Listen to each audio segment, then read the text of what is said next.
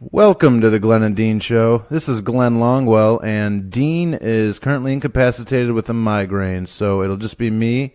And joining me is the host of the history podcast, The Blue and Gray. Would you like to introduce yourself? Yeah, this is Chris Moore. The show it's Portraits of Blue and Gray, but everybody calls it Blue and Gray, which is not a problem to me. It's a Civil War show, and I host it. Yeah. It's different than other Civil War shows because it is done in a biographical sense, which is pretty cool. What gave you that idea?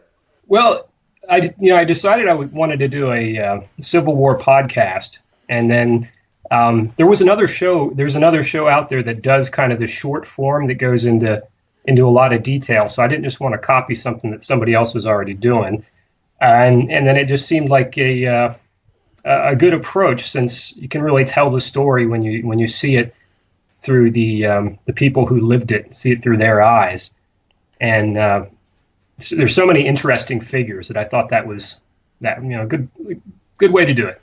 Right. In general, I know academically they're trying to get away from the great man approach to history, if you will.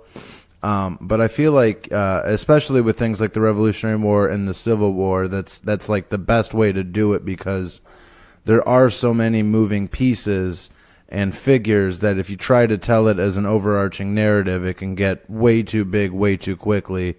As to if you do it in kind of a biographical sense and you just sort of connect the dots as you go, I feel like that's a lot more manageable, and you get a lot more out of it that way. So.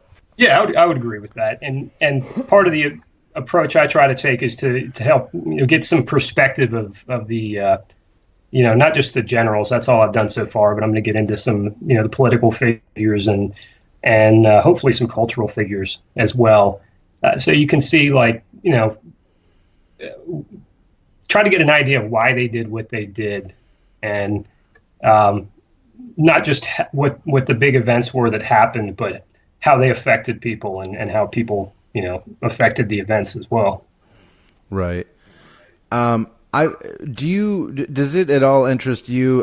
The fact that we've had a Civil War, one, is kind of not a great sign because we're not that old of a country, but that it to this day still has such an impact on a lot of things, not just in academia, but people still make jokes in the South about the Northerners and vice versa. And as somebody who has roots in both Ohio and Virginia, I've been present for all of it. And I don't know if it's like that in other places, but it just, to me, it seems it's strange and incredible that there really are like two different countries depending on where you're at.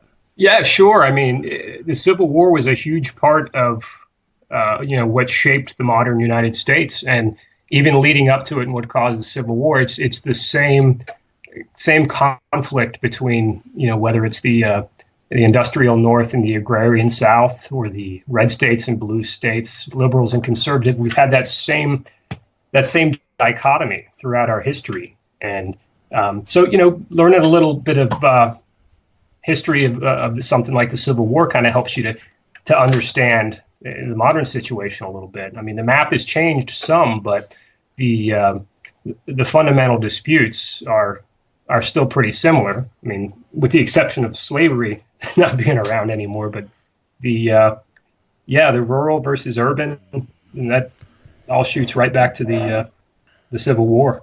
Yeah, and I mean, I don't know if it's what it was like then, but especially where I was at down in Virginia, which is Russell County, which is adjacent to Lee County there. It's coal mining Virginia, and that's still a very, what I think economists call old world jobs.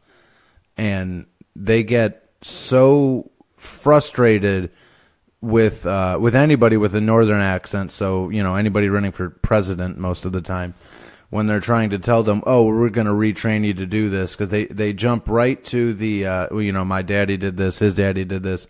And I'm not saying this disparagingly, but I don't think there's that same connection to a career up where I'm at here in Cleveland. my dad's had the same job for 30 years, and I never even once considered going into that field. Yeah, that's something I hadn't really thought about, but that kind of goes to identity, and whether what you do for a living is a big part of who you are as a person. Now, I'm not as familiar with Southwest Virginia. I'm from West Virginia, but I'm from the eastern side of it. So I've spent a little time down in there. Visited Lexington a good bit.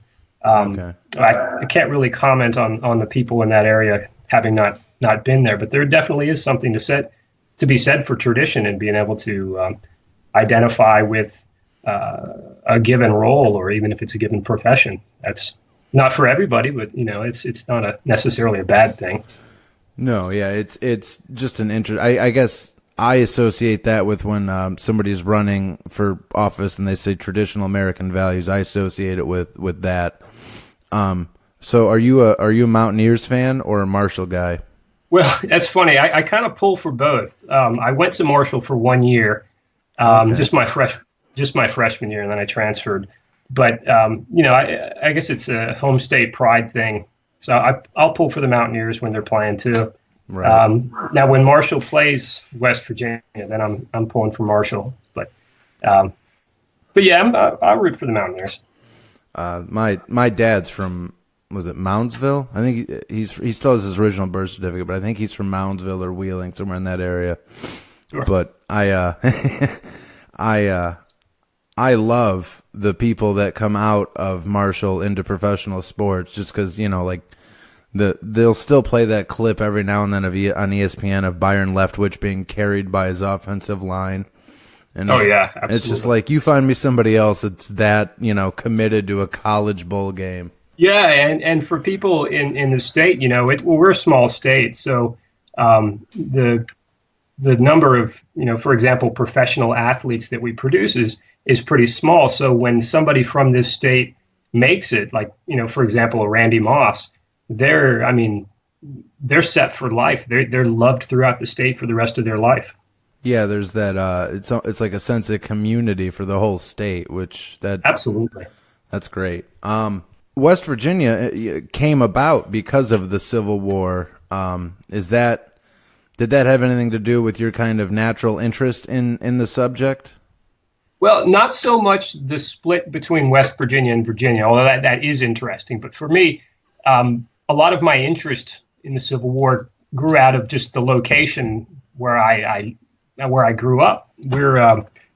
I'm about 20 minutes away from the Antietam battlefield, and then within an hour or so, you can be in Gettysburg, you can be in Manassas. Harper's Ferry is right down the road. So there's a lot of opportunity as a kid, whether it's school field trips or just family trips, to take in some really interesting history.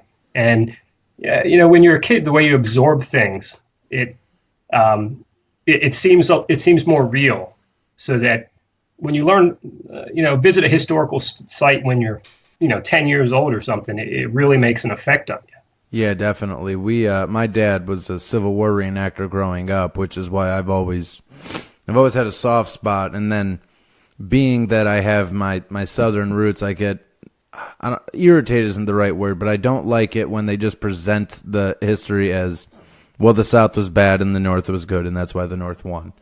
And in a lot of media, that is how it's done. But we went to Gettysburg a couple times when I was a kid, and when you drive down the streets and they still got those houses with the old cannonballs lodged in there, and when you go to Antietam and just all of the sites, and you just think that there were thousands of people here, probably barely old enough to shave, that were doing this, and then think that we haven't fought a war on American soil really since then. Yeah, thank God. Yeah, no doubt.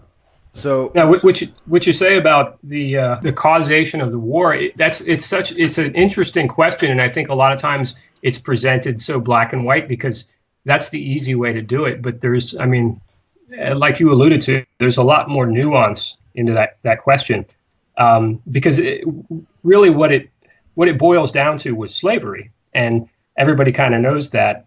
I heard someone recently put it like this: slavery is what caused secession, but secession wasn't necessarily what made the war a have to happen, right? Because for example, Lincoln could have just let the South leave, Right. And so there were an awful lot of people fighting on the Southern side who were absolutely not fighting for slavery, which, I mean, it really complicates the issue because that was ultimately what caused all the fighting. But just because that was what caused the fighting, that wasn't necessarily why. Like, for example, somebody like Robert E. Lee, there's no way that he would have fought to preserve slavery. He's on record saying that several times, and after the war, he said that when he testified before Congress, he said that he was glad to see slavery gone, but his perspective was that Virginia was he referred to Virginia as his country. That was his homeland. Yeah. And so he viewed the question as not fighting to defend slavery, but as fighting to protect what he viewed as a northern invasion of the sacred soil of Virginia. So it's a tough question, and it works the same way with a lot of the northern figures where they were not consciously fighting because they wanted to end slavery, although some of them certainly were.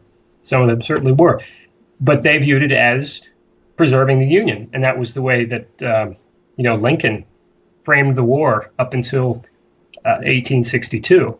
So someone like Grant was never an abolitionist. Now, once he saw the utility of using abolition as a tactic to get a military advantage, he was all for it. But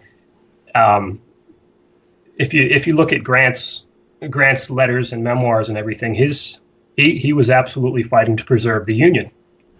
Grant was also fighting too because he needed the money because he was terrible with it. No, but I think you bring up a good point, and it's one of those things that's actually really hard to get.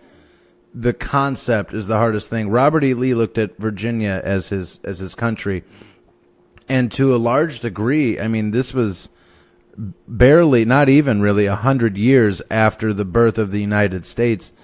In the South especially, but I imagine in the North as well, people didn't think of the country as a whole as the overarching identity. They considered themselves a Virginian or a Georgian or a Carolinian, and that was first, and they were the United States when there was a foreign threat. At least that's my understanding and always has been.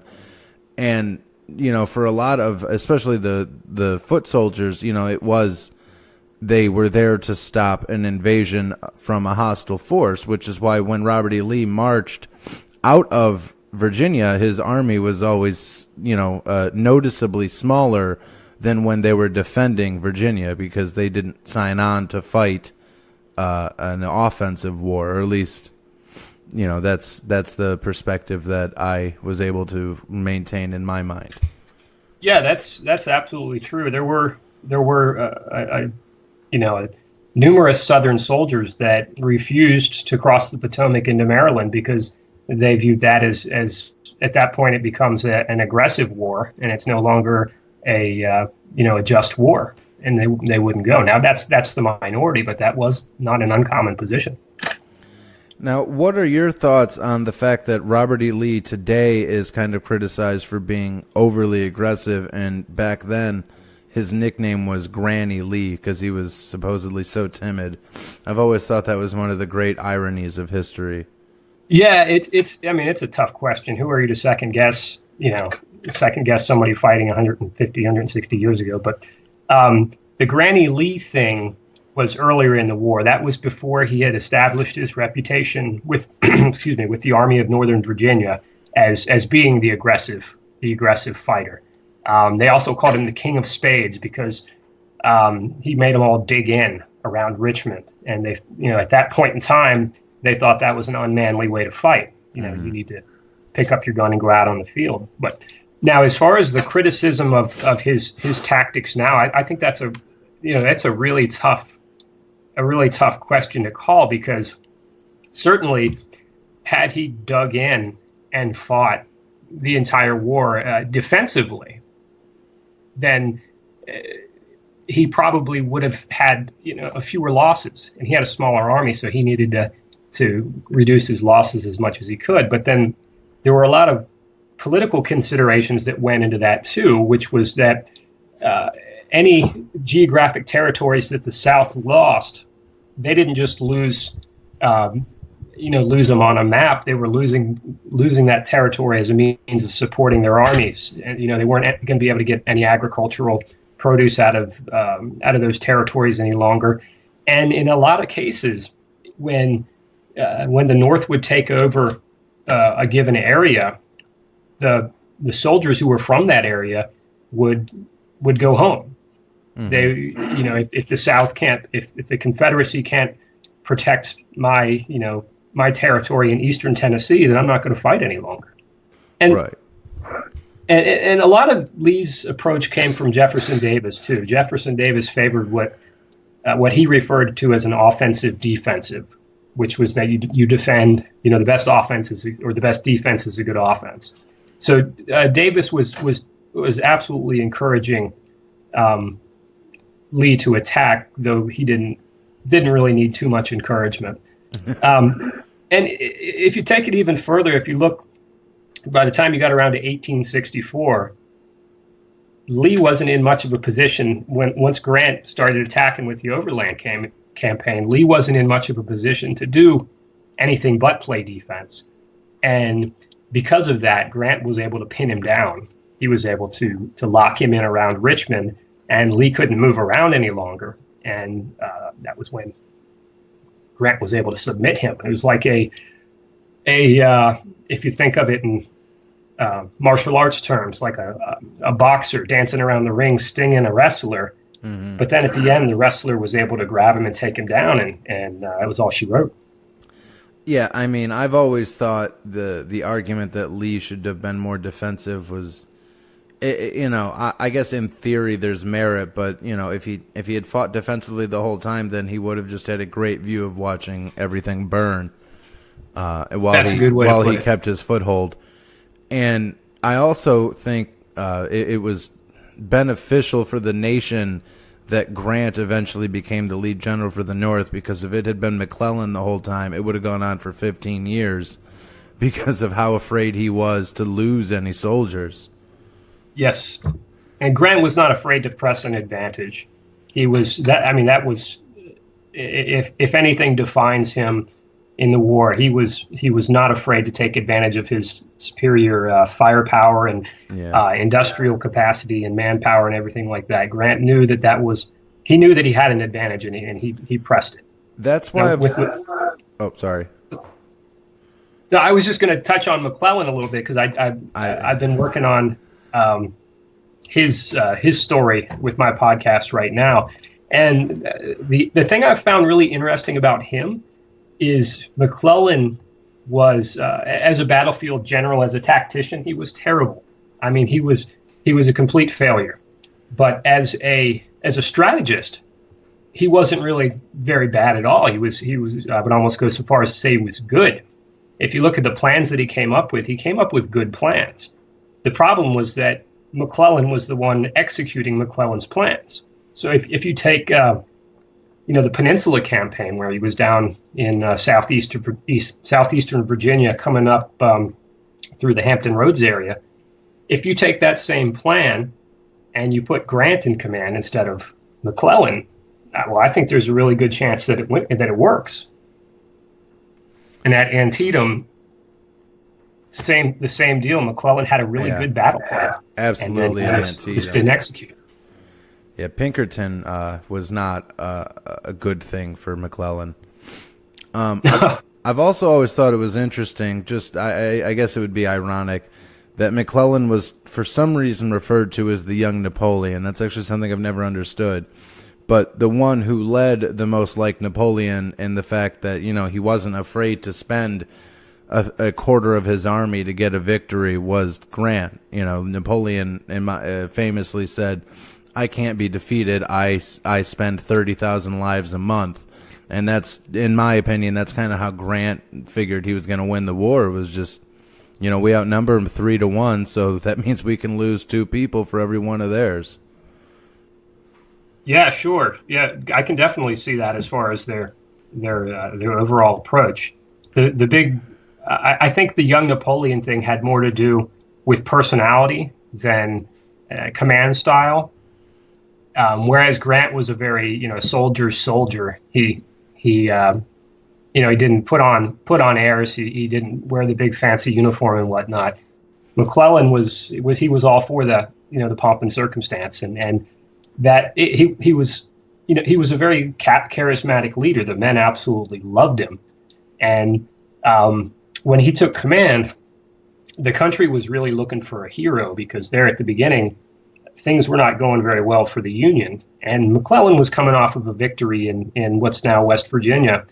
And so he was the one that they turned to rally around, and he took that and ran with it. And so the press started referring to him as the young Napoleon to kind of create an aura around him. Right. And then the fact that of course, I've heard that Napoleon wasn't actually short, but he had the reputation for being short. And McClellan, well, the way they put it was that he wasn't short, but he had a build that made him appear to be short. He was built real stocky and had short legs. Oh, and so if you just saw him, you thought, well, that's a short guy. And so I think that went along into it too. Yeah, I was going to say, I think Napoleon was actually like 5'7", which was completely average height for those times. Right. No, that's interesting to me, because that's one of those things that's always kind of befuddled me. And relative, the way that I actually found your podcast was because of the episode of Twilight Histories that you did. Oh, cool. Where where McClellan ends up becoming an American dictator. Not to spoil it for everybody. It's pretty good though. Go ahead and listen. A lot of stuff happens. Twilight Histories, and then find your podcast afterwards. Portraits of the Blue and Gray. But I thought that I liked that, but the whole time I was listening, I was like, well, the problem with this is that he would never do this. He wouldn't act. He's afraid. Yeah, I mean, I agree with that. You got to take a little bit of artistic license with that. And McClellan had the opportunity. He had the opportunity to do that, and he did. He had people all over the place. He was getting letters from around the country telling him, turn the army around and get rid of Lincoln. And if it was in him, he would have done it. Because in the history of the country, I don't think anybody has ever been in a better position to take military control over the government than the position McClellan was in 1862, and he didn't do it. So, right. As far as the story goes, I will readily admit that. I mean, the point of the story, though, is, for anybody, it's not a criticism. The point of the whole podcast in story is that, it wouldn't have taken much. If Pinkerton tells him, you can win this, he very well may do it then. It might have only taken a conversation to persuade him. And I've always, that in general is what makes history so interesting, especially with the American Civil War and with the Second Punic War, is if one or two things play out differently, history as we know it is completely changed. The what ifs will drive you crazy. Yeah, which is why I think alternate history should be a much bigger field than what it is. But I enjoy it. Yeah, I do too. I also, didn't McClellan run for president in '64? Yes, he did. He ran, and he was the Democratic nominee in '64. It was interesting because he was viewed as the peace candidate because, the peace movement had gained a lot of strength in the Democratic Party, and the party platform didn't come out and say peace at all costs, but it had what they called the war failure resolution, where they said they said the war is a failure. We need to end it as best we can, trying to preserve the Union, but we don't necessarily have to do that. And McClellan he accepted the nomination, but he issued his own letter saying, "Look, that's not what I think. I think that reunion is a mandatory deal to any peace settlement." But it was too late. He was already viewed as the peace candidate, and so that kind of crashed his campaign. Even with the soldiers in even the Army of the Potomac, he lost the soldier vote by something like 60%, or so. Like he lost like 60% to 30, with Lincoln having the 60, or 67-33, whatever, however the math works out. And that was because all of the soldiers thought that he was going to abandon the war, and that all of their suffering they had gone through and the lives of their friends and everything would be for nothing, because McClellan's just going to sell them out. And he had no intention of doing that. At least that's what he said. But the perception was there, and that was enough. And if you look at before McClellan lost command with the soldiers, he was infinitely more popular than Lincoln was. Lincoln was not a very popular figure, especially early on. Now later on, he certainly became much more popular. But when he would visit the army, the officers would have to order the men to cheer for him. And the cheers he got was just kind of a polite applause, whereas McClellan, wherever he went, they went crazy for him. He was, well, I mean, there were several reporters and foreign observers that compared that to Napoleon, the love that his men had for him. Right, which that makes sense. I wonder, how irritated do you think Lincoln was when he was running against McClellan? Like, I made you, you little jerk. I don't know if there was animosity. I think Lincoln's take on it was that what McClellan was doing was bad for the war effort. Right. And he was, and Lincoln, that was goal number one, win the war. That was what he was, everything he did, that was in the back of his mind. This is to win the war, to make our position better. And he saw McClellan's candidacy as a means of weakening public support for the war. And Lincoln thought he was going to lose. In the summer of 1864, the war wasn't going that great. That was when it was not yet clear that Grant was going to be successful. He had early on at Spotsylvania and the Wilderness and the battles early in that campaign, Lee was handing it to him. He was kicking his teeth in, and it wasn't until Grant was able to pin him down a little bit that he started to really earn some victories. But the big turning point, though, was in when Sherman took Atlanta. That was it was clear that the war was really going in a good direction, and that the North was in a position where it was significantly more likely to win than was the South. And with an end in sight, the Northern public completely turned, and they went from being inclined towards peace to being very, very behind the war. The Copperheads went from being a serious political threat to being a complete afterthought. Yeah, the Copperheads reminds me, completely off subject, but if anybody likes reading, Bernard Cornwell has a series about the Civil War where the main character is a Northerner that fights for the South, and he got referred to as a Copperhead, which is where that linked in my head. Anyways, it's a good book series. But I'll have to check that one out. Hadn't read that.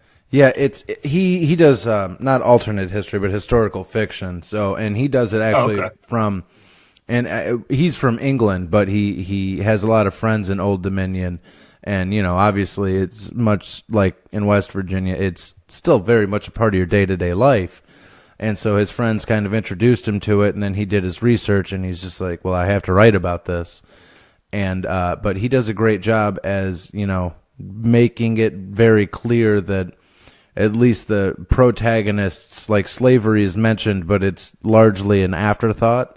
And, there are slaves obviously present, and the main character who leaves the North to fight for the South is completely against that. But, he does it because he feels like he's a rebel and he needs to fight for kind of the rebel cause, if you will. Now, is he from Maryland?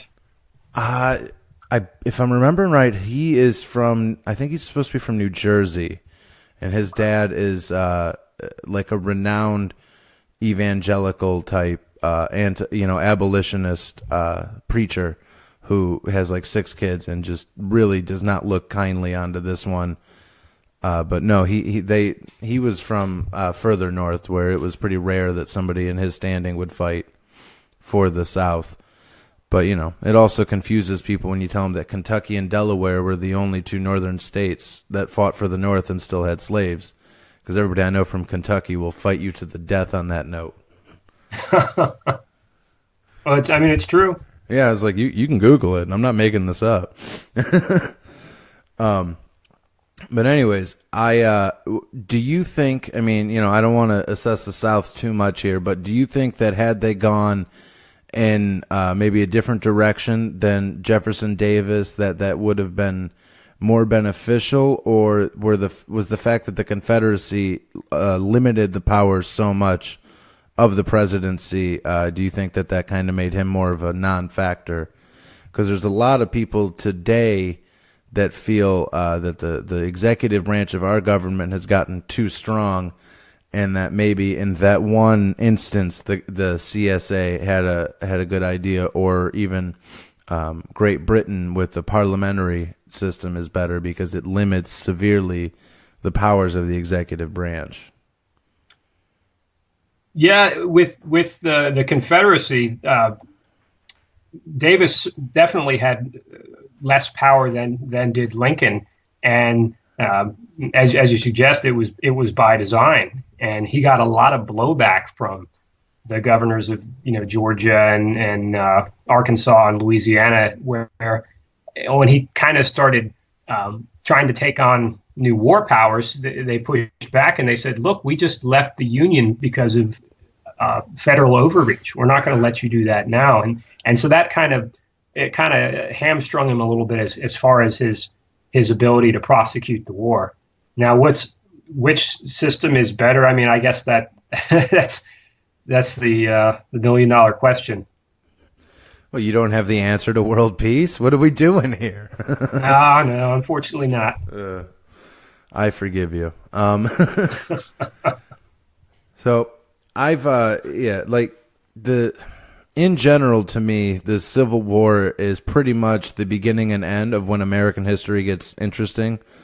I love history, but overall, I like the old world, because once guns come into play, I find it to get kind of predictable, with a handful of exceptions, and this is one of them, because for so long, it looked like the South was going to win the war, although if you look at it on paper, they never really had a chance because of Sherman's tactic was too perfect of a strategy, which was just, well, if I burn everything, then you have nothing.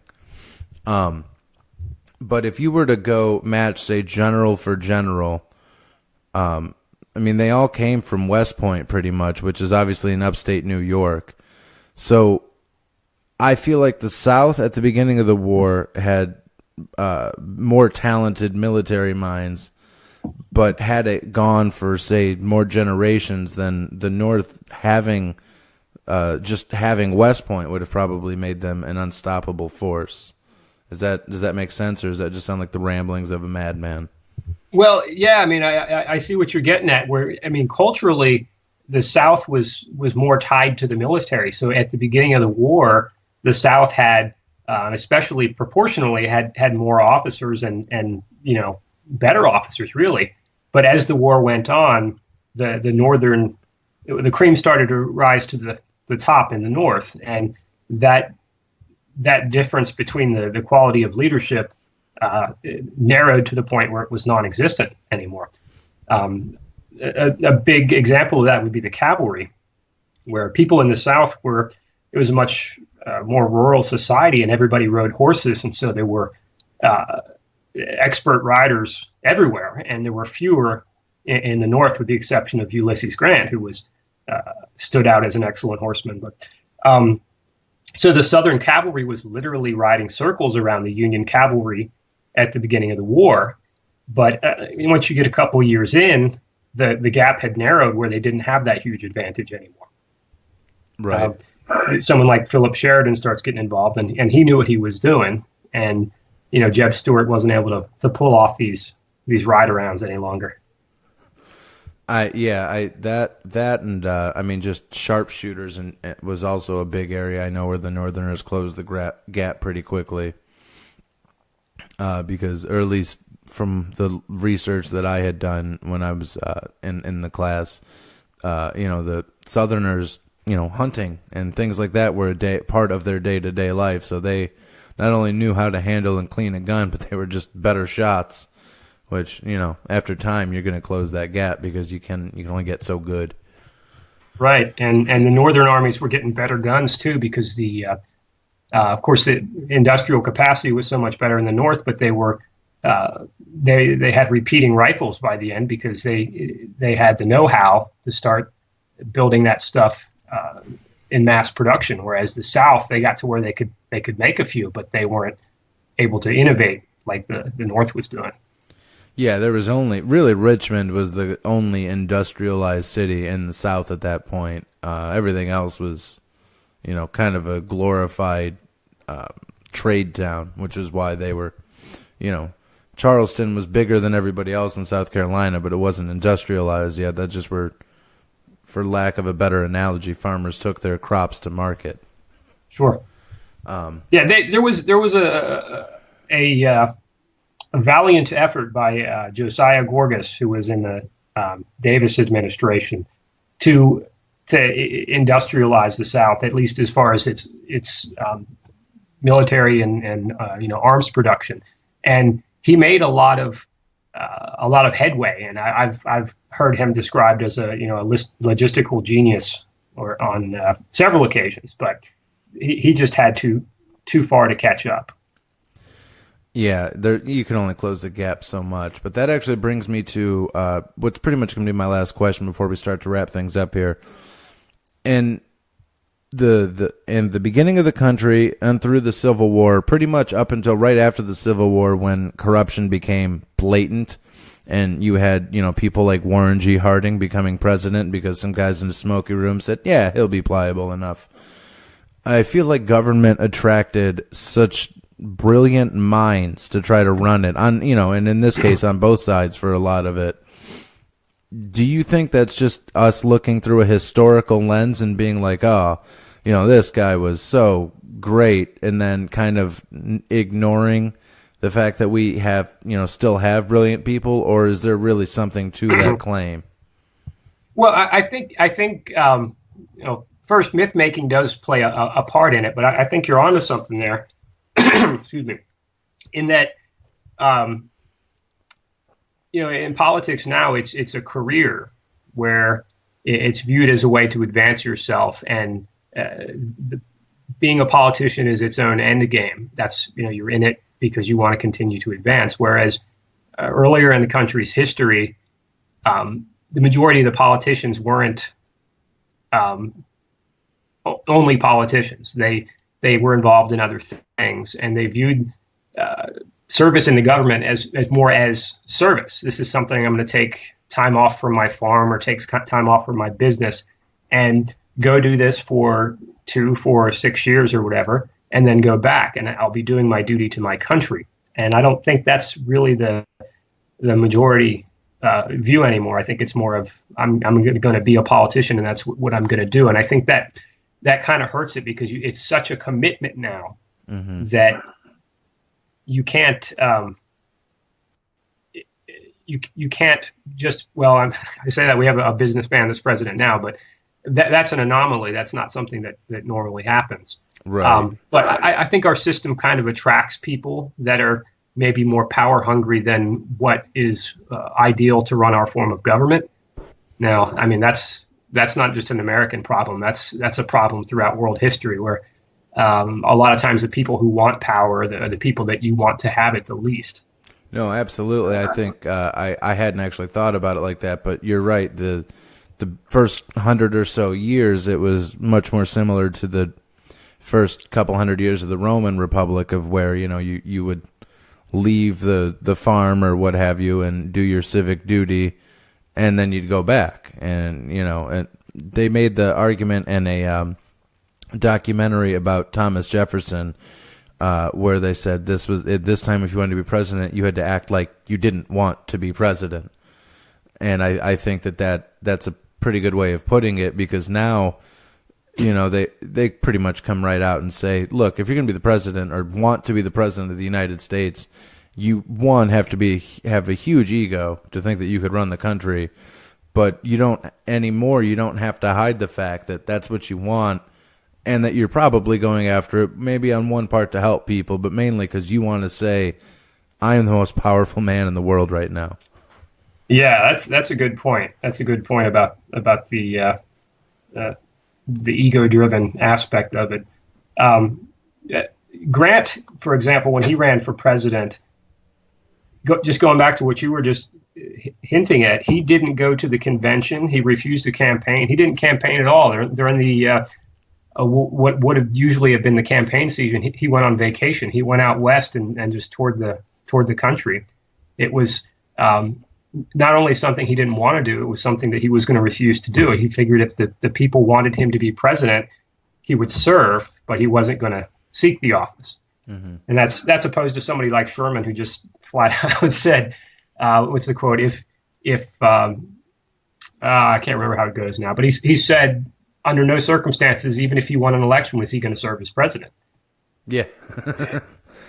If you ever saw the show Hell on Wheels, they make reference to that towards the later seasons, where Grant is touring out west when they're talking about the railroad, and he's talking to the main character, who's a Civil War veteran himself from Mississippi, and he's just like, I didn't want to campaign. And the guy goes, well, that's a funny way to be president. And he goes, I won the war, I'll win this.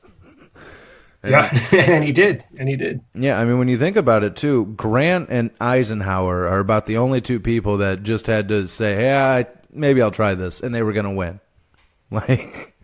Yeah, I mean, there was no way either one of them were going to lose the election if they wanted it.